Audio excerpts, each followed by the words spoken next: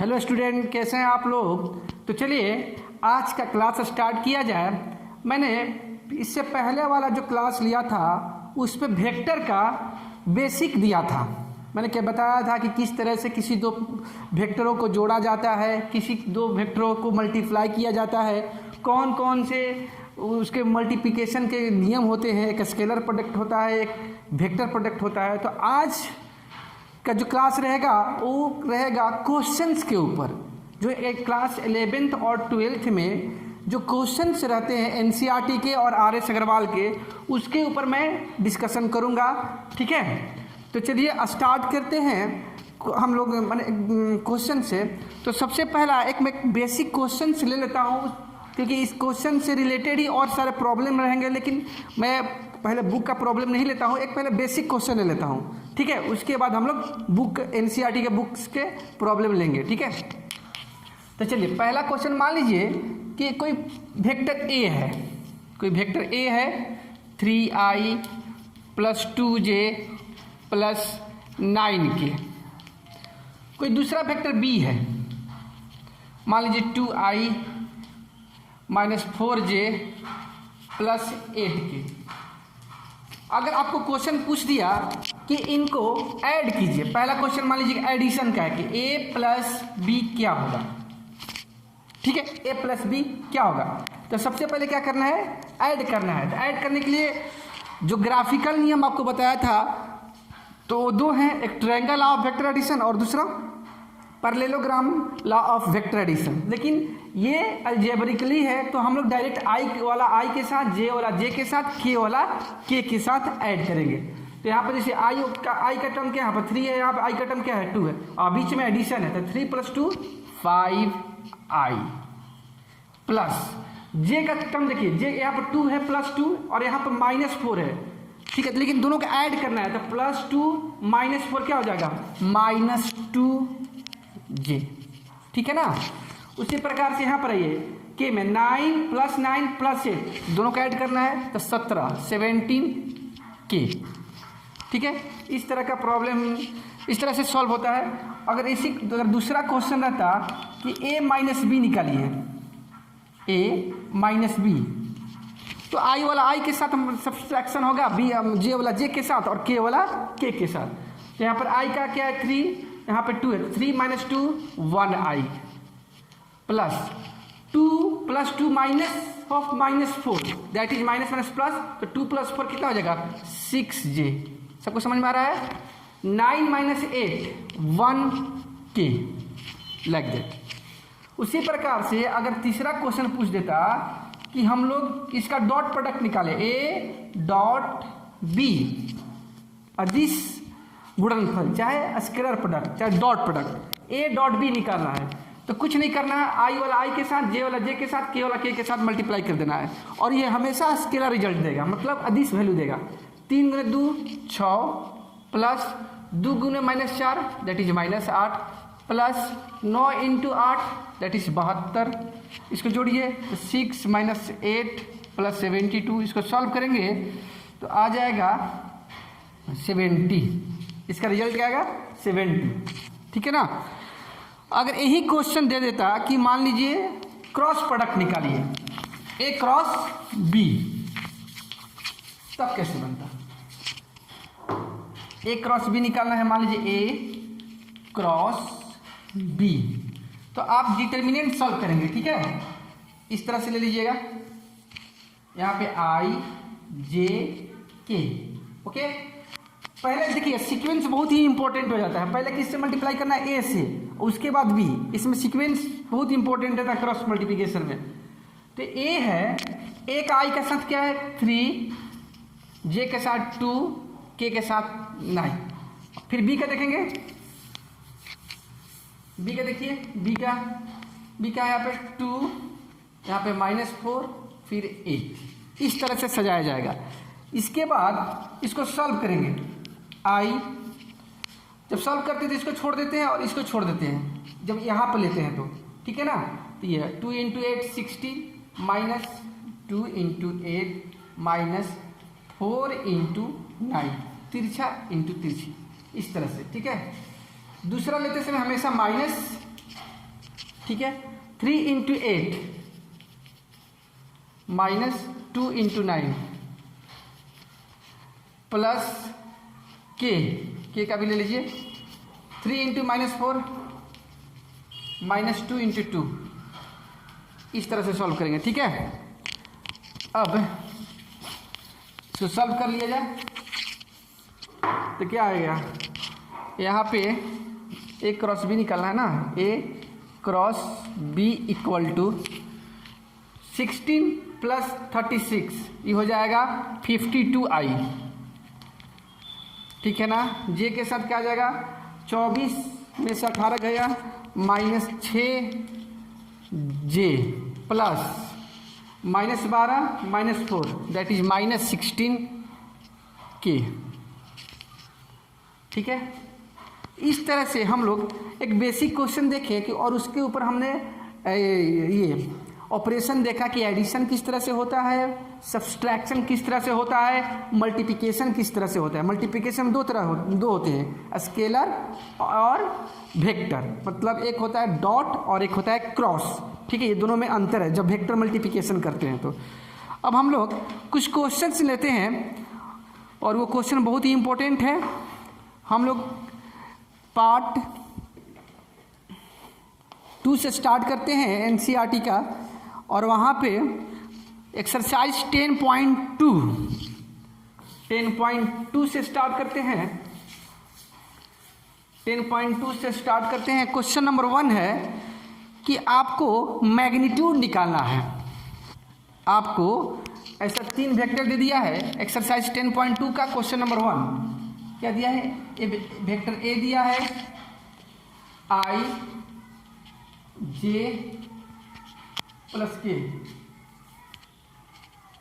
Vector B दिया हुआ है 2i minus 7j plus -3k, और एक वेक्टर सी दिया हुआ है 1/3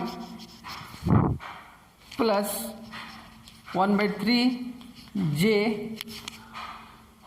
माइनस 1/√3k। सबका आपको मैग्नीट्यूड निकालना है, मॉड वैल्यू निकालना है। मैग्नीट्यूड का मतलब आपको मॉड निकालना है, इसका परिमाण निकालना है, ठीक है। इसका परिमाण कितना है हर एक वेक्टर का। तो मान लीजिए मुझे वेक्टर ए का मैग्नीट्यूड निकालना है, तो उसको मॉड ऑफ ए कर लिखते हैं। कुछ नहीं करना, अंडर रूट लिख देना। आई के साथ का जो कंपोनेंट है यहाँ पे 1 है, 1 का स्क्वायर, जे वाला का भी यहाँ पे 1 है और के वाला का भी 1 है। इसको सॉल्व करेंगे तो √3 होता है इसका। उसी तरह से मॉड बी का, बी वेक्टर के निकालिए।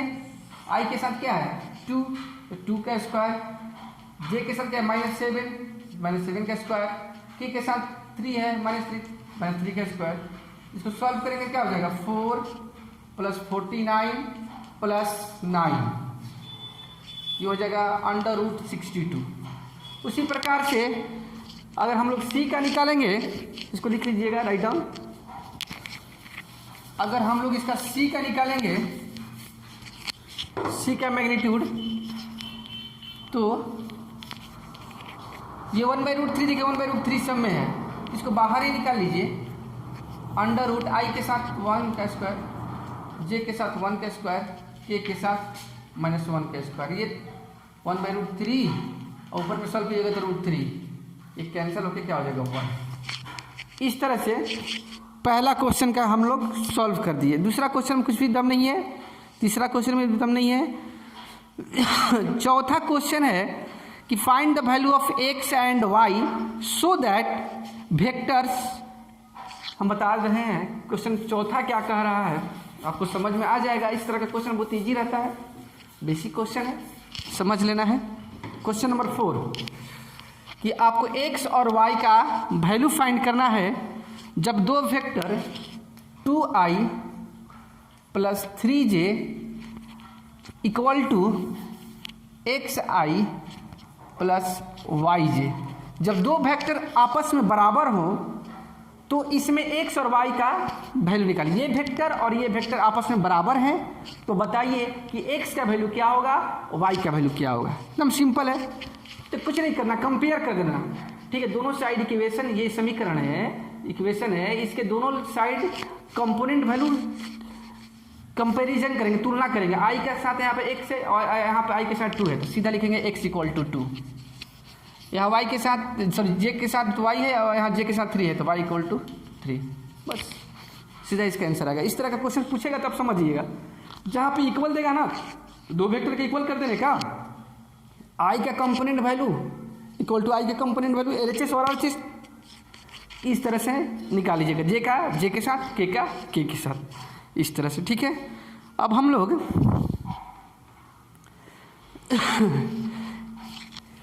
क्वेश्चन नंबर 5 पे आते हैं। क्वेश्चन नंबर 5 मैं पहले इंग्लिश में पढ़ देता हूं कि find the scalar and vector component of A vector with initial point 2,1 and terminal point -5,7। मतलब हम लोग को अदिश घटक और सदिश घटक एक ऐसे वेक्टर को निकालना है। एक वेक्टर है, मान लीजिए, जो स्टार्ट होता है ए से और टर्मिनेट हो जाता है बी पे, मतलब ए से स्टार्ट हुआ और ख़त्म हो गया बी पे। ए का कोऑर्डिनेट दिया है 2,1 और बी का कोऑर्डिनेट दिया है -5,7। इस तरह से 2 पॉइंट मैंने एज्यूम किया। एक्चुअली -5 इधर होना चाहिए था, लेकिन मैंने एज्यूम किया है। ठीक है, मैंने नोटेशन एज्यूम किया है। ए से बी हम लोग को फाइंड करना है, तो हम लोग को एक वेक्टर फाइंड करना है। एक इसका, इस वेक्टर का, इस ए बी वेक्टर का स्केलर कंपोनेंट क्या है और वेक्टर कंपोनेंट क्या है, मतलब अदिश घटक क्या है और सदिश घटक क्या है। तो मैं आप लोग को सिखाया था बेसिक क्लास में कि अगर मुझे ए बी वेक्टर का निकालना है तो position vector of B minus position vector of A, स्थिति सदिश बी का निकालेंगे। जो लास्ट रहेगा उसमें से स्टार्ट वाले घटा देंगे। अब बी का क्या है, ये, तो यहाँ पे लिख लेंगे बी का कैसे निकालेंगे पोजीशन वेक्टर। जो बी का ये कोऑर्डिनेट दिया रहेगा ना, तो एक्स का ये कंपोनेंट है, ये वाई का है, और जेड का अगर एक और टर्म रहता तो यहाँ पर -5i + 7j, ये हो गया बी का। अगर मुझे ए का निकालना है तो 2i + y के साथ 1j। अगर एक और एक टर्म रहता, अगर मान लीजिए और जेड का भी टर्म रहता तो यहाँ पर के का वैल्यू आता। इसमें कोई कन्फ्यूजन नहीं है। अब इसको सॉल्व कीजिए, -5i + 7j -2i -1j। अब घटा दीजिए, -5 -2 तो दैट इज -7i और 7 -1 दैट इज 6j। ये हमारा वेक्टर आ गया ए बी। यहाँ पर लिख लेते हैं, ए बी वेक्टर हम लोग का मिल गया। क्या मिला, -7i और +6j। अब इस क्वेश्चन पे आइए। अब क्वेश्चन में पूछा है कि इसका स्केलर कंपोनेंट क्या है और वेक्टर कंपोनेंट क्या है।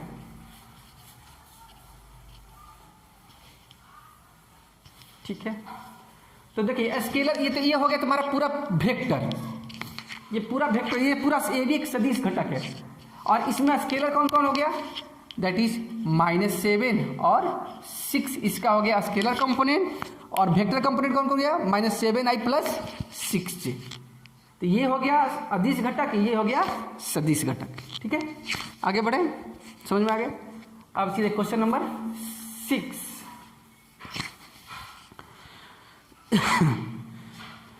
इसमें तो इजी क्वेश्चन दिया है कि 3 वेक्टर दिया है। क्वेश्चन नंबर 6 पे आते हैं। क्वेश्चन 6 क्या बोलता है कि आपको 3 वेक्टर को जोड़ना है। Find the sum of vectors. Vector A दिया हुआ है, A equal to i -2j plus k. मैं लाइन ही सजा देता हूँ, इजीली हम लोग सॉल्व कर लेंगे। वेक्टर बी दिया हुआ है -2i + 4j + 5k और सी दिया हुआ है i minus 6j minus 7k। अब ये तीनों वेक्टर को जोड़ना है, A vector A plus vector B plus vector C. तो मैंने आपको सिखाया ना, आई के साथ आई वाला, जे के साथ जे के वाला, के साथ के वाला ऐड कर देंगे तीनों का। तो 1 माइनस 2 प्लस 1, ये 0 आई हो गया, जोड़ लीजिएगा। माइनस 2 प्लस 4, 2 इसको जोड़िएगा तो माइनस 4j होगा, और के वाला जोड़िएगा तो माइनस 1k होगा। ठीक है, मैंने एक बेसिक क्वेश्चन जो पहला लिया था उसी तरह का ये भी प्रॉब्लम है, ये इसका आंसर है। ठीक है, आगे बढ़ते हैं। अब क्वेश्चन नंबर 7 पे आते हैं। क्वेश्चन नंबर 7 बोलता है कि find the unit vector in the direction of vector. Question number 7, एक वेक्टर दिया है a equal to i plus j plus 2k। बहुत अच्छा क्वेश्चन है।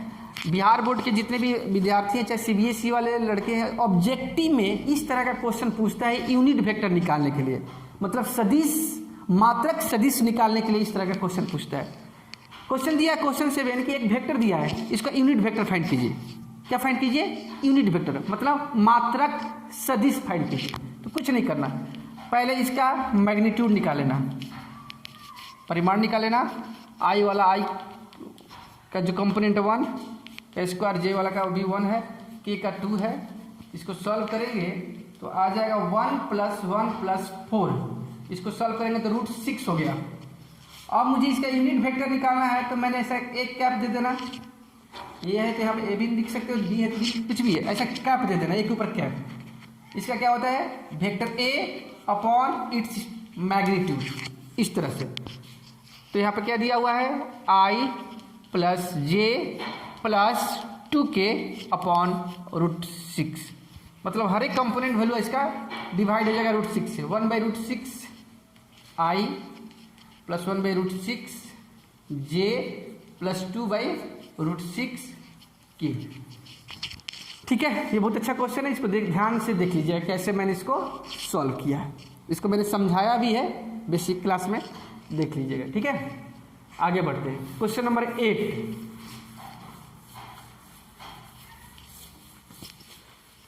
क्वेश्चन नंबर 8 है कि find the unit vector in the direction of vector P Q where P Q are the point दिया हुआ है। बहुत अच्छा क्वेश्चन है। 2 पॉइंट दिया है P और Q। आपको एक यूनिट वेक्टर क्या है? मात्रक सदिश क्या है? वो हमेशा दिशा बताता है, डायरेक्शन बताता है। ये क्वेश्चन बुक ऑटोमेटिक बोल रहा है कि आप एक ऐसा यूनिट वेक्टर फाइंड कीजिए जो P की दिशा में हो, P से लेके Q डायरेक्शन बताए। और यहाँ पे कुछ नहीं दिया है, P का इनिशियल पॉइंट दिया हुआ है, P का मतलब कोऑर्डिनेट दिया है 1, 2, 3, और Q का कोऑर्डिनेट दिया हुआ है, ये दिया है 4, 5, 6। ठीक है ना? तो आप क्या कीजिए, आपको ध्यान में रखना है कि आपको पी क्यू वेक्टर फाइंड करना है।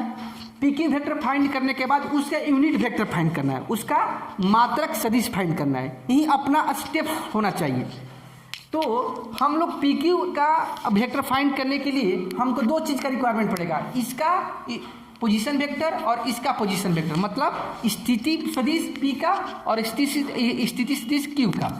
तो हम लोग पहले P का निकालते हैं, OP मैंने आपको सिखाया है 1i plus 2j plus 3k, P का हो गया। उसी तरह Q का क्या हो जाएगा, उसको OQ से इंडिकेट करते हैं, 4i plus 5j plus 6k। ठीक है ना? अब मुझे फाइंड करना है पी क्यू वेक्टर। तो क्या फॉर्मूला, कौन लास्ट में है? Q। तो OQ माइनस OP, मतलब position vector of Q minus position vector of P। Hindi वाले स्थिति सदिश Q बिंदु का माइनस स्थिति सदिश P बिंदु का। ठीक है। अब हम लोग Q में से P घटाएंगे, 4 में से 1 3i, डायरेक्ट लिख रहा हूँ। 5 में से 2 3j, 6 में से 3k, ठीक है ना, देख लीजिएगा 3i 3j 3k। अब P की वेक्टर निकल गया। अब मुझे निकालना है इसका यूनिट वेक्टर, मतलब यूनिट वेक्टर का नोटेशन ए है, ए के ऊपर कैप। अब किसका निकालना है, पी क्यू का, तो यहाँ पर पी क्यू लिख देंगे, ठीक है ना।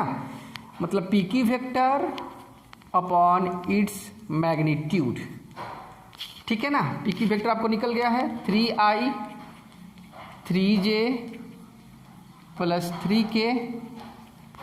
इसका मैग्नीट्यूड क्या है, 3 तीनों में कॉमन है, 3 बाहर निकाल लीजिए, अंडर रूट आई के साथ 1 स्क्वायर प्लस जे के साथ 1 स्क्वायर, के साथ 1 स्क्वायर, ठीक है।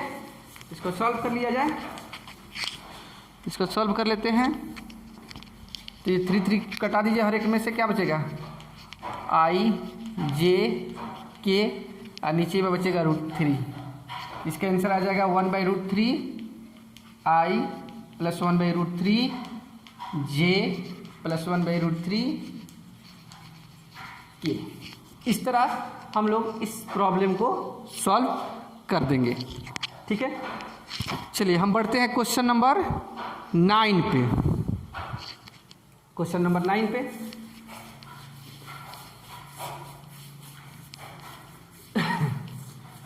क्वेश्चन नंबर 9 पे आते हैं।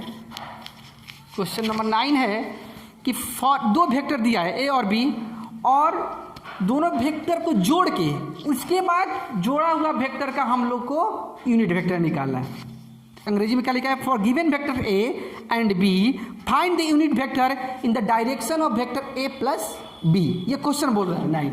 मतलब दो वेक्टर दिया है, ए इक्वल टू दिया है 2i minus j plus 2k, okay. पहला वेक्टर दिया है ए, दूसरा वेक्टर दिया है बी, ये दिया हुआ है -i प्लस जे माइनस के। दो वेक्टर दिया है, देख लीजिएगा ध्यान से, 2i minus j plus 2k, -i plus J minus के। अब हम लोग को ये दोनों वेक्टर को पहले जोड़ना है, जोड़ के जो वेक्टर मिलेगा उसका फिर हम लोग को यूनिट वेक्टर निकालना है। तो मान लीजिए हम एक सी वेक्टर लेते हैं जो a प्लस बी वेक्टर है। मैंने ज्यूम किया सी, जो a प्लस बी दोनों को ऐड करेगा, तो आई वाला आई के साथ, जे वाला जे के साथ, के वाला के साथ। तो 2 - 1 that is 1i 0j plus 1k, ठीक है ना। अब इसका यूनिट वेक्टर निकालना है मुझे, ठीक है। तो ए के ऊपर कैप किसका निकालना है, सी वेक्टर का, ठीक है। अब यहाँ पर सी वेक्टर अपॉन मैग्नीट्यूड, ठीक है ना। समझ में आ रहा है सबको। चलिए ये 1i 0j प्लस जे को हटा भी सकते हैं, नहीं तो रख भी सकते हैं, √1 स्क्वायर जे का 0 स्क्वायर प्लस के का 1 स्क्वायर। इसको सॉल्व करेंगे तो आपको मिलेगा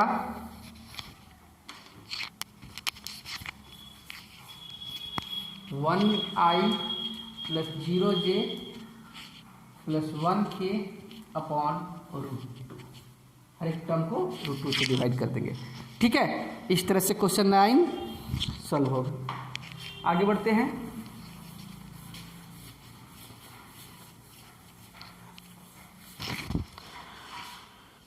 क्वेश्चन नंबर 10 पे आते हैं। इतना सिंपल है कि find A vector in the direction of vector. Find A vector in the direction of vector. कोई वेक्टर दिया है, क्वेश्चन नंबर 10, कोई वेक्टर दिया, मान लीजिए कोई वेक्टर ए दिया है 5i minus j plus 2k। ये वेक्टर दिया है, और एक आपको ऐसा वेक्टर फाइंड करना है, एक ऐसा सदिश फाइंड करना है जो इसी दिशा में हो, लेकिन उसका मैग्नीट्यूड 8 हो। उसका परिमाण वैल्यू कितना दिया है, 8 अकॉर्डिंग टू क्वेश्चन, ठीक है ना। तो आप क्या कीजिएगा, सबसे पहले जो वेक्टर मुझे निकालना है उसको मान लीजिए बी का क्या दिया है, मैग्नीट्यूड दिया है 8 मतलब मात्रा, और उसके बाद हम लोग इसका यूनिट वेक्टर निकालेंगे। किसका, किस डायरेक्शन में पूछा है भैया, तो जो वेक्टर दिया है उस डायरेक्शन में, तो यूनिट वेक्टर ए इस तरह से, ठीक है ना। तो चलिए हम पहले ए वेक्टर का यूनिट वेक्टर निकालते हैं। 5i minus j plus 2k upon under root i का क्या हो जाएगा 5 का स्क्वायर प्लस जे का क्या है -1 का स्क्वायर, के का क्या है 2 का स्क्वायर, क्या हो जाएगा ये 5i minus j plus 2k, इसको सॉल्व करेंगे तो 25 एक 26 26 4 30 अंडर रूट 30 हो गया ये, ठीक है ना।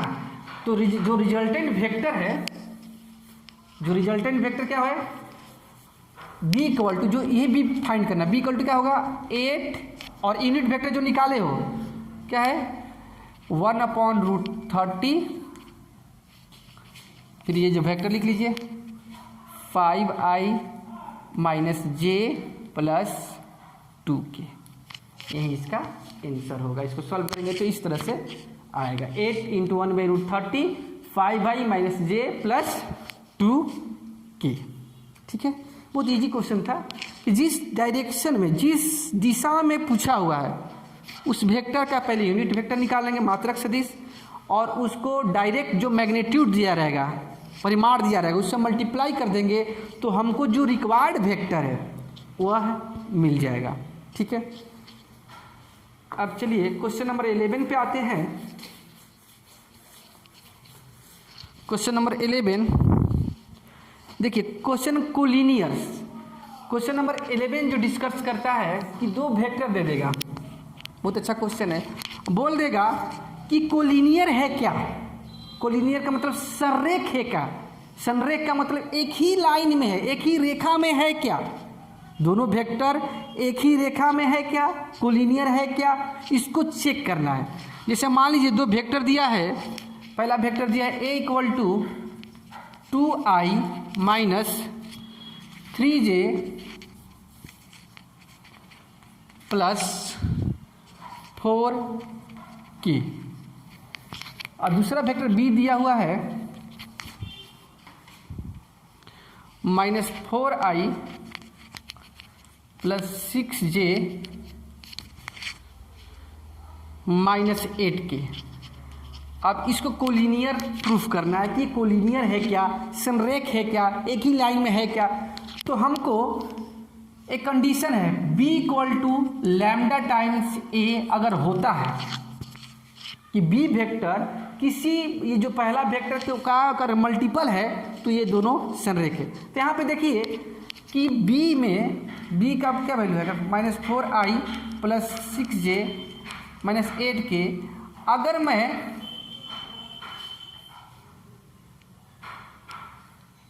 लैम्डा की जगह पे -2 पुट कर देता हूँ और उसको a से मल्टीप्लाई कर देता हूँ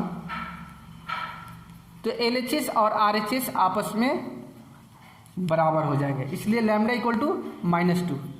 तो हम कह सकते हैं कि b equal to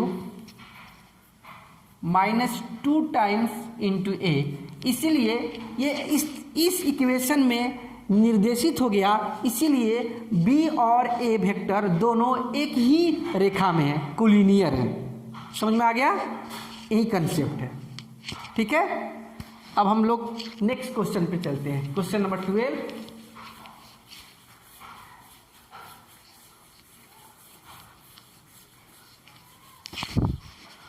question number 12 है डायरेक्शन कोसाइन वाला, हिंदी में भी दिक कोसाइन बोलते हैं। क्वेश्चन नंबर 12 ये बहुत इंपॉर्टेंट क्वेश्चन है ऑब्जेक्टिव के लिए। क्या क्वेश्चन है, डायरेक्शन कोसाइन निकालना है, डायरेक्शन कोसाइन, और इसको हम लोग दिक कोसाइन भी बोलते हैं, हिंदी मीडियम वाले, इसको समझने की ज़रूरत है, ठीक है। कोई वेक्टर दिया है, जैसे कोई वेक्टर दिया है i plus 2j plus 3k, इसमें दो चीज़ होती है। ये वेक्टर का मुझे डायरेक्शन कोसाइन निकालना है, दिक कोसाइन निकालना है। तो सबसे पहले हम लोग इसका डायरेक्शन रेशियो निकालेंगे, मतलब दिक अनुपात निकालेंगे। क्या निकालेंगे? दिक अनुपात। तो हम लोग पहले सबसे पहले डायरेक्शन रेशियो निकाल लेते हैं, इसको बोलते हैं दिक अनुपात, ठीक है ना। डायरेक्शन रेशियो कैसे निकलेगा? डायरेक्शन रेशियो जो आई का है वो एक्स का बताता है, जो जे में कंपोनेंट है घटक है वाई का बताता है, और के का जो है वो जेड का बताता है। तो डायरेक्ट लिख देंगे यहाँ पे 1 आई के तो कंपोनेंट क्या है, घटक क्या है 1, जे का साथ 2 है, के साथ 3 है। यही हो गया तुम्हारा दिक अनुपात, डायरेक्शन रेशियो। अगर मुझे डायरेक्शन कोसाइन निकालना है, मतलब दिक कोसाइन, तो कुछ नहीं करना, ये जितने भी है ना इसको पहले जोड़ देना, मतलब स्क्वायर करके जोड़ देना और अंडर रूट निकाल देना। तो 1 2 3 ऐसा लिख देना और रफ में कर लेना। 1 का स्क्वायर 1, 2 का स्क्वायर 4 प्लस 9 का स्क्वायर 81, 81 प्लस 4 85, सॉरी गलत हो गया। 1 का स्क्वायर पहले स्क्वायर करो, 1 का स्क्वायर 1, 2 का स्क्वायर 4, 1 प्लस 4 5, और 9 का स्क्वायर सॉरी 3 का स्क्वायर 9, तो 9 प्लस 5 14 और ये 15, तो अंडर रूट 15 से सबको भागा कर देना। यही हो गया तुम्हारा डायरेक्शन कोसाइन। क्या करना है? पहले डायरेक्शन रेशियो किसी निकलेगा, जो भी वेक्टर दिया रहेगा जो आई के साथ रहेगा वो एक्स का पार्ट बताएगा, पहला निकल गया। वाई के साथ जे के साथ रहेगा वो वाई का पार्ट बताएगा, और के साथ रहेगा वो जेड का पार्ट बताएगा। ये हो गया तुम्हारा डायरेक्शन रेशियो, दिक अनुपात। इसके बाद क्या करना है? डायरेक्शन कोसाइन निकालना है, तो जितने भी वैल्यू दिए रहेंगे उसका स्क्वायर कर लो, एक्स का स्क्वायर प्लस वाई का स्क्वायर प्लस जेड का स्क्वायर, स्क्वायर करिए उसका अंडर रूट ले लो। इसी क्वेश्चन में 1 का प्लस 4 प्लस 9, ठीक है, तो 14 हो गया ना जी, 14 अंडर रूट 14 हो गया ये, ठीक है ना। इसको सॉल्व करेंगे तो ये अंडर रूट, और इसको डिवाइड कर देंगे, तो ये हो गया तुम्हारा दिक कोसाइन चाहे डायरेक्शन कोसाइन, ठीक है। चलिए आगे बढ़ते हैं।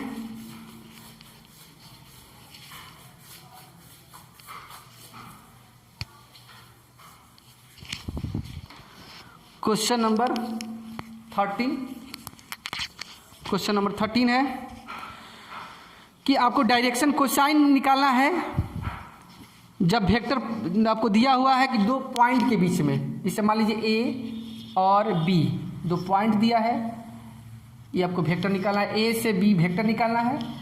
ए का पॉइंट दिया हुआ है 1 2 -3, बी का दिया हुआ है -1 -2 1, इस तरह से दिया हुआ है।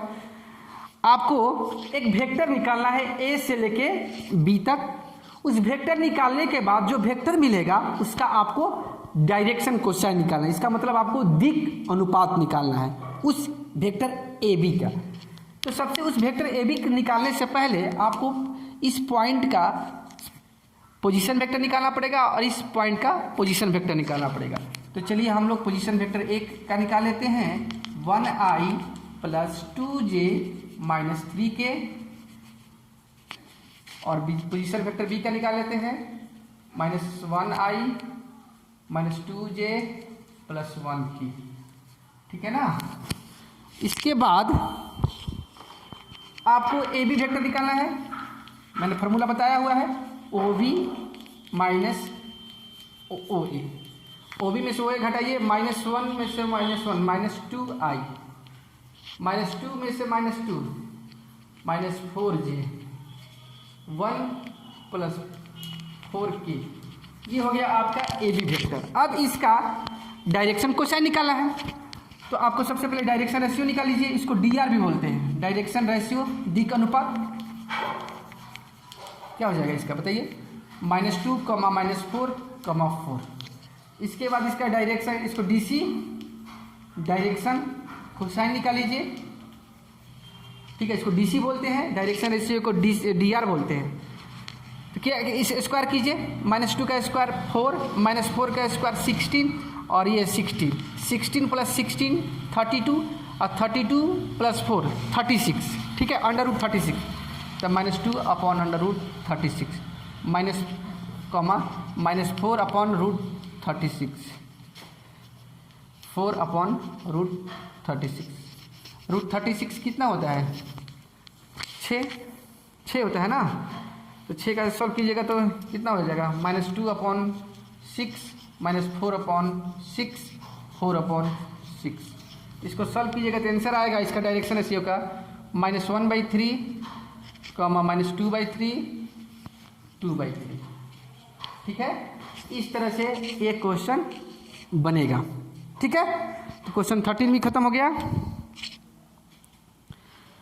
अब चलिए हम लोग क्वेश्चन 14 जो है इसको पहले मिटा देता हूँ।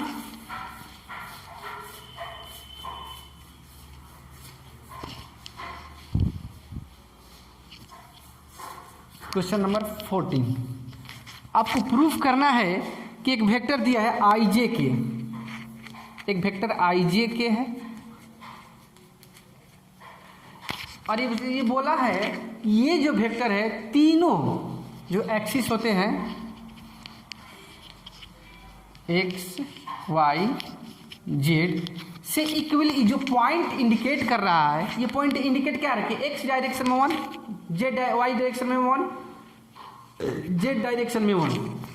तो ये तीनों डायरेक्शन OX, OY और OZ के साथ इक्वल एंगल बना रहा है, ये आपको प्रूफ करना है, ठीक है ना। तो इस सीधा दिख रहा है कि जो पॉइंट होगा, मान लीजिए A, उसका कंपोनेंट क्या होगा? 1 1 1। इसको कहीं से भी देखेंगे तो आप एक ही, मतलब x से भी 1 यूनिट पे है, y से भी 1 यूनिट पे, z से भी 1 यूनिट पे, तो ये इक्वली इंक्लाइंड है। इसको हम लोग जो अगला क्वेश्चन बनाएंगे तो उसमें इसको और अच्छे से बता देंगे। ये मान लीजिए O है, ठीक है ना। अब ये OY हो गया, ये OZ हो गया, ये और OX हो गया। तो आप डॉट प्रोडक्ट भी निकाल सकते हैं, ठीक है। OX के साथ OY के साथ, तो हमेशा उसका वैल्यू, मान लीजिए इस वेक्टर का हम लोग OA नाम देते हैं। अब मान लीजिए OX है I डायरेक्शन, तो ये 1I हो गया, OY हो गया, तो 1J हो गया, OZ हो गया, तो 1K हो गया। अब मल्टीप्लाई किसी एक डॉट, मान लीजिए OA डॉट OX निकालिएगा तभी आपको 1 ही मिलेगा, क्योंकि I वाला I के साथ मल्टीप्लाई होगा, बाकी सब 0 0 हो जाएगा। तो I और I तो 1। OA डॉट OY निकालिएगा तो O भी मिलेगा आपको 1। OA डॉट OZ निकालिएगा तो O भी मिलेगा 1। तो हम कह सकते हैं कि डॉट प्रोडक्ट सबका बराबर है, तो ये इक्वली इंक्लाइन है, हर एक एक्सिस पे इक्वल वैल्यू पे ये इंक्लाइन है। इसका अपन प्रूफ कर देंगे, ठीक है। आगे बढ़ते हैं, चलिए क्वेश्चन नंबर 15।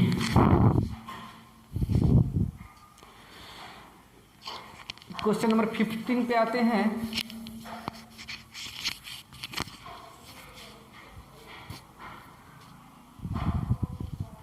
और 2 क्वेश्चन है, बहुत इंपॉर्टेंट है।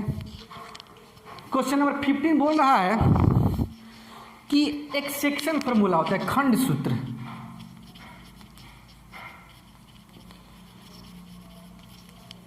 खंड सूत्र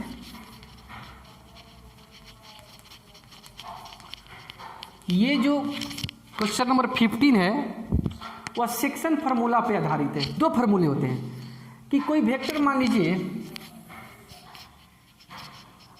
कोई वेक्टर P और Q है, इसका मान लीजिए पोजीशन वेक्टर, इसका B मान लीजिए दिया हुआ है और इसका पोजीशन वेक्टर A दिया हुआ है। कोई R वेक्टर आ रहा है जो PQ इंटरनली, मतलब अंततः M और N रेशियो में काटता है। पहला कंडीशन इंटरनली, ठीक है।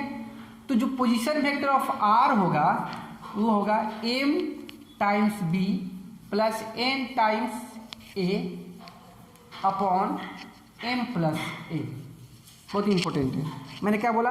इंटरनली। पहला फॉर्मूला क्या है कि 2 वेक्टर दिया हुआ है, उनका पोजीशन वेक्टर, स्थिति वेक्टर दिया है B और A, कोई तीसरा वेक्टर आ रहा है R, जो ये इस तरह से डिवाइड कर रहा है पी क्यू को कि जो एम और एन अनुपात में रेशियो में डिवाइड हो रहे हैं। तो बताइए कि इस पॉइंट का पोजीशन वेक्टर क्या होगा। तो ये फॉर्मूला है m times b plus n times a upon m plus ए।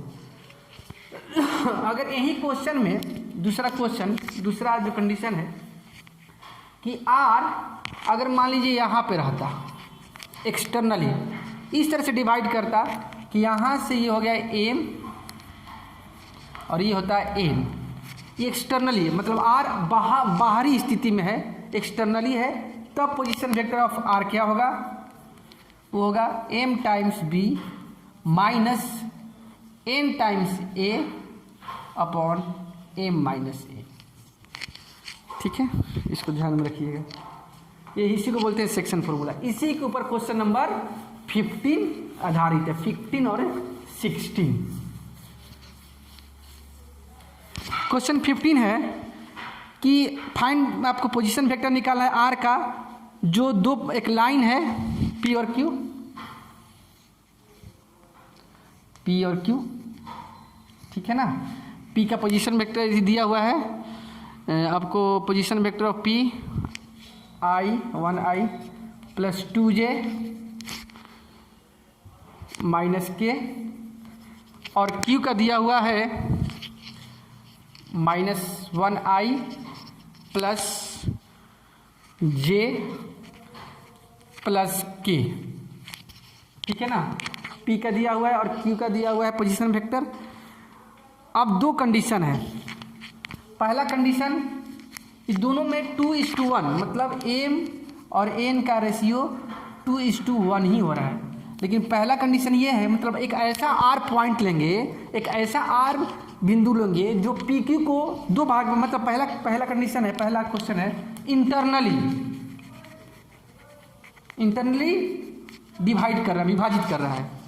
तो इस पोजीशन वेक्टर ऑफ आर क्या होगा, तो डायरेक्ट लिख देंगे एम टाइम्स बी मतलब 2 टाइम्स ये मतलब -2i प्लस 2j, 2 से मल्टीप्लाई कर देना है इसको, क्योंकि 2:1 है तो एम की जगह पर 2, एन की जगह एन, तो m into b n into a, है ना। इसको मल्टीप्लाई किया, 2 इंटू पूरा टर्म मल्टीप्लाई कीजिए, 2 इंटू -1 -2, 2 इंटू 1 मतलब j 2j plus 2 into 2k plus n times a, तो 1 से मल्टीप्लाई कीजिए तो 1i प्लस 2j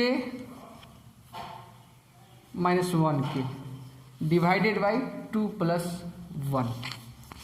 इसको सॉल्व करेंगे तो आपको मिलेगा आंसर -2 -1i प्लस 4j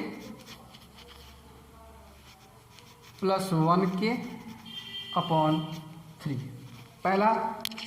पहला पार्ट का ये आंसर होगा। फिर दूसरा पार्ट का,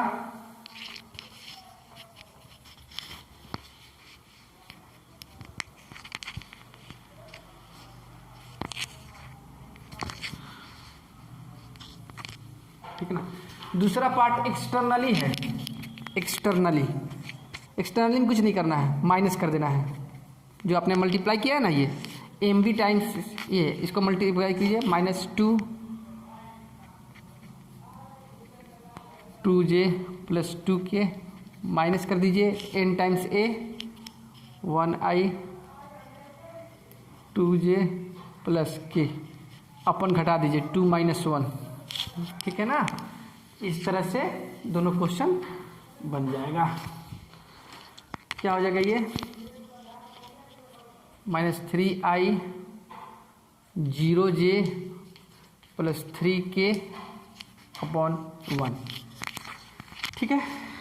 ये इसका आंसर होगा क्वेश्चन नंबर 15 का दूसरा। ठीक, आगे बढ़ते हैं। क्वेश्चन नंबर 16वां क्वेश्चन।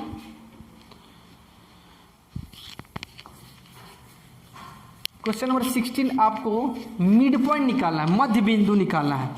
दो वेक्टर दिया है पी और क्यू और उनको आपका मिड पॉइंट निकालना है। पी और क्यू दिया है, यहाँ पर मान लीजिए आर इस तरह से डिवाइड कर रहा है कि 1:1 हो रहा है, मतलब इक्वल भाग में, ये बराबर ये P का पॉइंट दिया हुआ है 2 3 4, Q का दिया हुआ है 4 1 -2। आपको R निकालना, R का पॉइंट क्या होगा, तो R का पॉइंट डायरेक्ट निकलेगा। I वाला ये अगर मिड पॉइंट निकालना, मध्य में जो निकाला है, ठीक है, इक्वल भाग में डिवाइड हो रहा है ना, तो कुछ नहीं करना, x वाला x के साथ जोड़ देना 2 + 4, इसको 2 से डिवाइड करना। y वाला 3 + 1 जोड़ के डिवाइड कर देना 2 से। z वाला जोड़ के डिवाइड कर देना 2 से, ठीक है ना।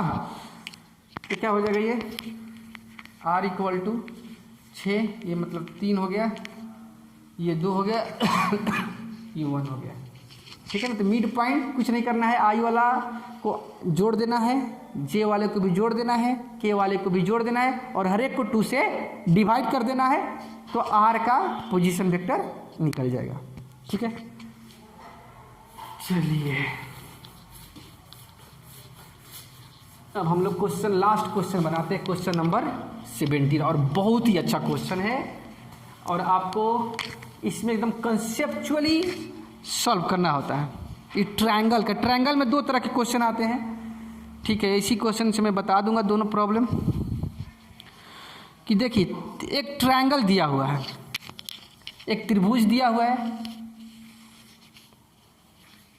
ठीक है, ABC। ए जो पॉइंट है उसका पोजीशन वेक्टर को ए से इंडिकेट किया गया है, और उसको निरूपित किया गया है 3i - 4j -4k।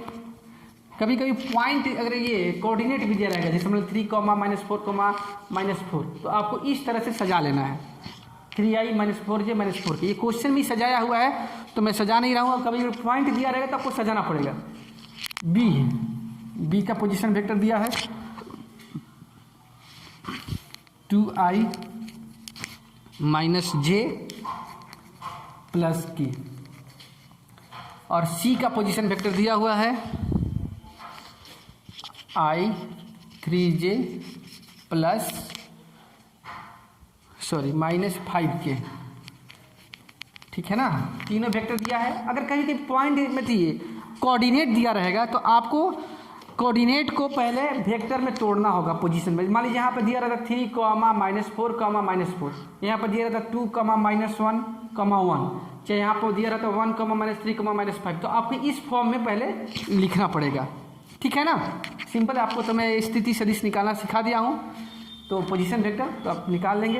अब क्वेश्चन दिया हुआ है कि ये जो ट्रायंगल बन रहा है ये राइट एंगल ट्रायंगल है पाइथागोरस थ्योरम से, ठीक है। कभी कभी दे देता है कि किस पॉइंट पे ये 90 डिग्री एंगल बनाएगा, तो बहुत सिंपल है। तो हम लोग क्या करेंगे कि पहले तीनों वेक्टर, जिससे तीनों साइड का लेंथ निकाल लेंगे।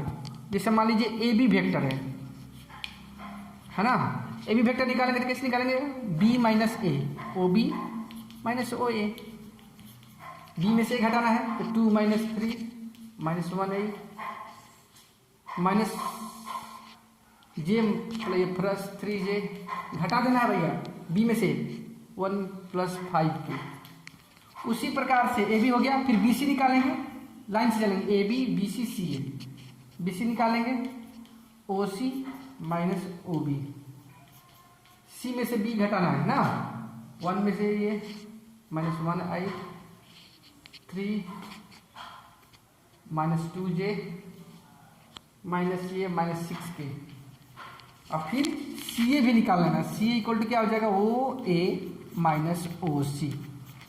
ऐसा क्वेश्चन पूछा कि ये राइट एंगल बना रहा है, मतलब ये समकोण त्रिभुज है, तो आपको ये सबसे पहले साइड लेंथ सिंक्रोनेसली निकालना पड़ेगा, AB BC CA, ये वेक्टर फॉर्म में निकालना होगा। तो 3 में से ये 2i, ठीक है, और इसके बाद आपको हो गया -4 -1j और +1k, ठीक है। इसके बाद आप क्या कीजिएगा, तीनों का मैग्नीट्यूड निकाल लीजिए, AB वेक्टर का मैग्नीट्यूड, ए बी वेक्टर का मैग्नीट्यूड निकालिए, अंडर रूट ये क्या हो जाएगा, और इसका स्क्वायर कर लीजिएगा, ठीक है ना, स्क्वायर कर लीजिए, क्योंकि पाइथागोरस क्या बोलता है कि hypotenuse square equal to perpendicular square plus base square, मतलब कर्ण स्क्वायर इक्वल टू लंब स्क्वायर प्लस आधार स्क्वायर। तो चलिए इसका निकालिए, -1 का स्क्वायर प्लस 3 का स्क्वायर प्लस 5 का स्क्वायर, ये कितना हो जाएगा, इसको सॉल्व कीजिए तो 25 9 34 1 35, ये 35 हो गया। उसी तरह से BC का भी स्क्वायर निकाल लीजिए, मैग्नीट्यूड का स्क्वायर, BC का क्या हो जाएगा, -1 का स्क्वायर -2 का स्क्वायर, ये क्या हो जाएगा, -6 का स्क्वायर, इसको सॉल्व कीजिए, 36 4 40 1 41 हो गया। फिर CA इसका भी स्क्वायर निकाल लीजिए, ठीक है ना,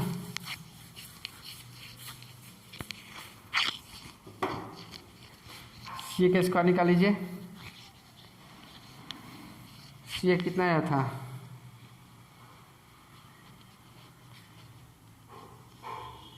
CA कितना आया था, CA 2 1 और 1 आया था, CA ना मतलब 2 का स्क्वायर, इसके बाद होता -1 का स्क्वायर अब +1 का स्क्वायर, इसका स्क्वायर कर दीजिए तो ये आया था 6। तो ऑटोमेटिक दिख रहा है कि BC square equal to AB square plus CA square. ऐसा क्यों? क्योंकि आपका BC स्क्वायर का वैल्यू कितना है 41, ये हो गया 35 प्लस 6। तो हम लोग दिख रहा है कि BC square equal to AB square plus CA square.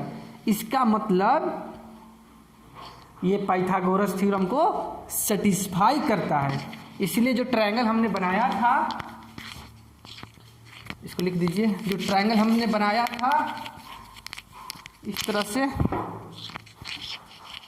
से बनाया था ना, ABC, तो यहाँ पे ये लंब था, क्योंकि ये BC ये हाइपोटेनियस स्क्वायर हो गया, तो ये BC स्क्वायर हो गया, ये H स्क्वायर हो गया, ये मान लीजिए P स्क्वायर और ये B स्क्वायर, HPB। हम कह सकते हैं कि BC square equal to AB square plus AC square, तो ये एक समकोण त्रिभुज है। तो इस तरह के जो प्रश्न रहेंगे आपको इसी तरह से सॉल्व करना है। सबसे पहले जो कभी भी पॉइंट दिए रहेंगे, मतलब उसके अक्ष बिंदु दिया जाएगा, कोऑर्डिनेट्स दिए रहेंगे, कोऑर्डिनेट से आपको वेक्टर फॉर्म में जाना है, वेक्टर फॉर्म से उसके पोजीशन वेक्टर निकाल लेना है, पोजीशन वेक्टर के बाद उसका फिर हर एक साइड का लेंथ निकालना है, AB BC CA, और फिर इसका मैग्नीट्यूड निकाल के स्क्वायर करना है। स्क्वायर निकालने के बाद ऑटोमेटिक एक जो साइड रहेगा दोनों साइड के जोगफल के बराबर रहेगा स्क्वायर करने के बाद। तो इस तरह से हम लोग देखें कि एक त्रिभुज को किस तरह से प्रूव किया जाएगा। अगला जो मेरा क्लास रहेगा वह रहेगा प्रोडक्ट ऑफ वेक्टर्स के ऊपर, ठीक है। तो मैं आज यहीं पर क्लास रोकता हूँ। अगर आप लोग का कुछ डाउट होगा तो कमेंट बॉक्स में लिख के मुझे बताइएगा। Thank you very much.